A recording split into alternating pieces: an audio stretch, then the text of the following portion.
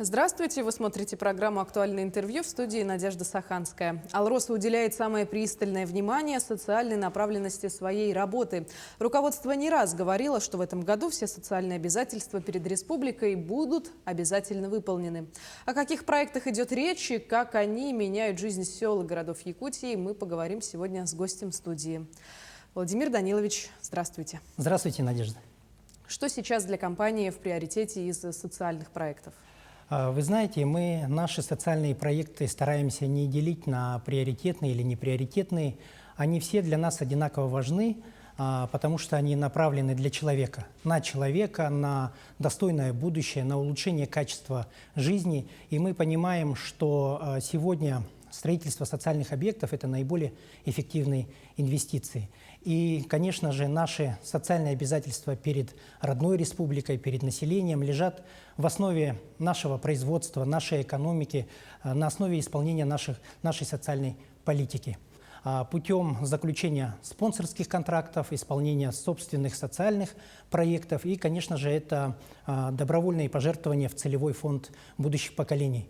На эти средства строятся дороги, мосты, объекты социального значения, жилые дома, детские площадки. И это все делается помимо тех десятков миллиардов рублей, которые компания «Алроса» ежегодно направляет в бюджет Республики Саха-Якутия в виде налоговых отчислений, дивидендных выплат. И эти средства также республикой направляются на улучшение социальной сферы Якутии. Тогда давайте с вами поговорим о совместной работе с целевым фондом будущих поколений. Мы знаем, что недавно фонд отметил историческую дату, 30 лет исполнилось. На протяжении 30 лет целевой фонд будущих поколений вносит свой большой вклад в развитие республики.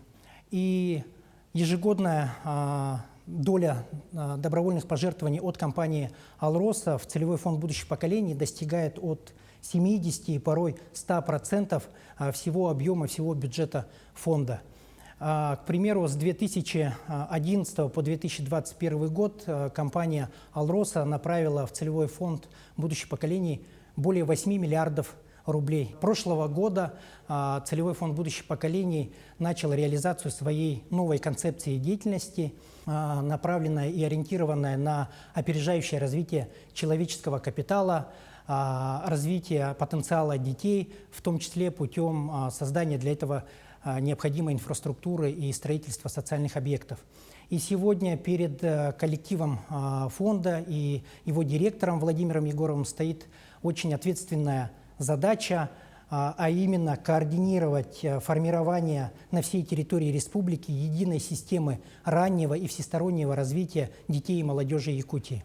И мы понимаем, что необходимо с ранних лет наших детях прививать положительное отношение к науке, к образованию, научить их мыслить критически, креативно, научить их работать в команде.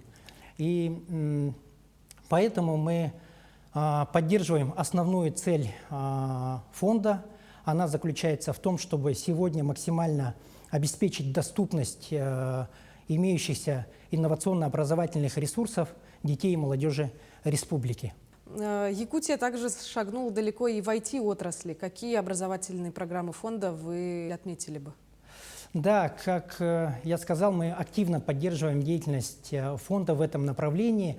Мы понимаем, что сегодня необходимо воспитать такое поколение якутян, которые смогут заявить о имеющихся в республике высокой IT-отрасли, о передовых технологиях, об креативном секторе, о сильной научно-технической и культурной элите Якутии. И с 2016 года компания «Алроса» финансирует реализацию целевой программы под названием «Во имя будущего». За первые 5 лет реализации этой программы мы построили 13 социально значимых объектов. Сегодня мы финансируем второй этап этой программы, которая рассчитана до 2025 года. А также эта программа имеет ряд подпрограмм. К примеру, лаборатория детства. Оно направлено на развитие творческого потенциала детей, на изучение цифрового мира. Но эта деятельность проводится совместно с Малой академией наук, а также мы финансируем реализацию подпрограммы, которую реализуем совместно с Министерством экологии республики и ряда научных институтов по формированию целых школ экологического воспитания детей и молодежи. Ну, а также мы финансируем деятельность ресурсного центра при фонде и, соответственно, деятельность социально ориентированных некоммерческих организаций. Но, создавая будущее, «Алроса» помогает строить и социальные объекты в республике, в том числе и по формированию общественных пространств. Скажите, пожалуйста, и об этом. Да, нам очень интересно это направление. Мы реализуем на территории республики общественные пространства совместно с Управлением архитектуры Якутии. Если говорить об уже имеющихся таких созданных пространств, можно сказать о центральной площади в городе Удачном, набережная Амосова в селе Намцы, площадь здоровья в поселке Айхал, о набережном в селе Майя Мегино-Кангаласского улуса, а также мы ожидаем в конце этого года и в следующем году таких общественных пространств, как площадь Славы в селе Усть-Майя, парка культуры и отдыха в селе Итыккёль и набережная Мюрюкатыл в селе Барагонцах. То есть, судя по всему, вы знаете, на какие мероприятия фонд расходует средства, которые «Алроса» отдает ему. В начале разговора мы с вами говорили о затратах. Сейчас какие бы вы крупные объекты отметили, которые находятся в работе? Ну, как я и сказал, за нашу 30-летнюю совместную деятельность с Целевым фондом будущих поколений построено более 130 социально значимых объектов. И как подчеркивает глава Якутии, наш Илдархан Асен Сергеевич Николаев, компания «Алроса» является ключевым драйвером социально-экономического развития, позволяющая заявить о республике как о лидере по социальным инвестициям. Если говорить о тех объектах, которые мы построили и ввели в строй в прошлом году, можно отметить культурный центр имени Никифорова Кюльмюря в селе Барагонцы Усть-Алданского района. Это многофункциональный культурно-досуговый центр имени народного артиста СССР Дмитрия Федоровича Ходулова в селе Майя Мегино-Кангаласского улуса. В прошлом году мы построили больницу с терапевтическим детским отделением и с поликлиникой в поселке Батагай Верхоянского района и школа-сад в селе Харьялах Оленёкского района. А также в фокусе нашего внимания находится стратегический проект республики – это строительство парка будущих поколений в городе Якутске. А также мы с большим трепетом ждем открытия в этом году, кстати, в год юбилейный одного из основателя нашей республики Максима Кировича Амосова, должно состояться открытие Дворца культуры и духовного развития. В новом Дворце культуры будет располагаться зрительский зал на 400 мест, краеведческий музей, картинная галерея, отделение управления ЗАГС и библиотека с читательским залом для детей и взрослых. И, конечно, мы очень надеемся, что новый Дворец культуры станет центром духовного и культурного развития не только для жителей Намского улуса, но и для всех нас, якутян. И мы с удовольствием будем посещать те мероприятия, которые будут там проводиться, так же, как мы с удовольствием посещаем крупные спортивные мероприятия, которые, к примеру, проводятся в селе Бердикистах Горного района. Слушайте, ну это же просто прекрасно, когда вот у республики есть такая компания, которая активно участвует в строительстве объектов инфраструктуры, причем не только в городе, но и в районах республики. В связи с этим вот такой есть вопрос. Как вы отнесетесь к предложению, чтобы название компании фигурировало в названии какого-нибудь объекта, как, например, существует «Газпром-арена» или «Роснефть-арена», вот что-то в этом духе? Ну, вы знаете, это замечательное предложение, ну почему бы и нет. Я думаю, что с момента образования компании «Алроса», кстати, в этом году мы отмечаем 65-летие образования алмазодобывающего предприятия. Я думаю, что за весь этот долгий путь компании «Алроса» мы настолько тесно связаны с жизнью нашей родной республики, что мы просто элементарно перестали обращать внимание на такие моменты. Безусловно, любые начинания должны иметь инициативу.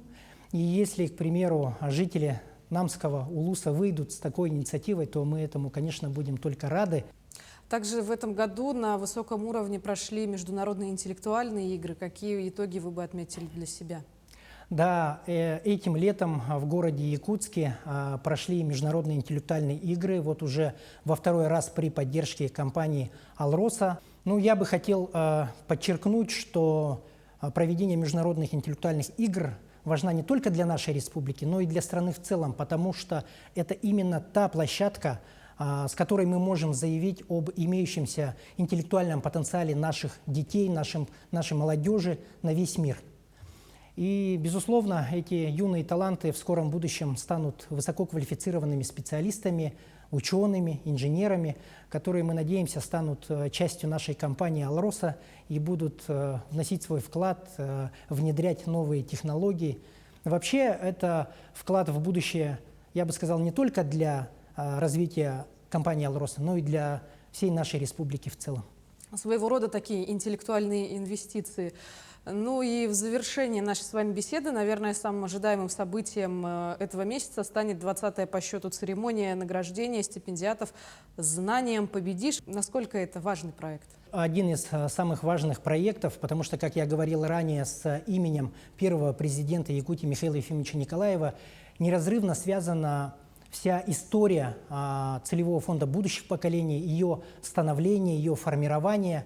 Если говорить об именной стипендии «Знанием победишь», я бы хотел пояснить следующее. Это своего рода конкурс, который вот уже на протяжении 20 лет целевой фонд будущих поколений проводит. И с прошлого года эта церемония включена в программу, о котором я говорил, «Во имя будущего», которая также финансируется за счет добровольных пожертвований от компании «Алроса». В этом году торжество приурочено к 85-летию рождения первого президента Якутии и столетию образования Якутской ССР. И, соответственно, в этом году получатели номинации будут, количество их увеличено. Церемония пройдет в день рождения Михаила Ефимовича 13 ноября.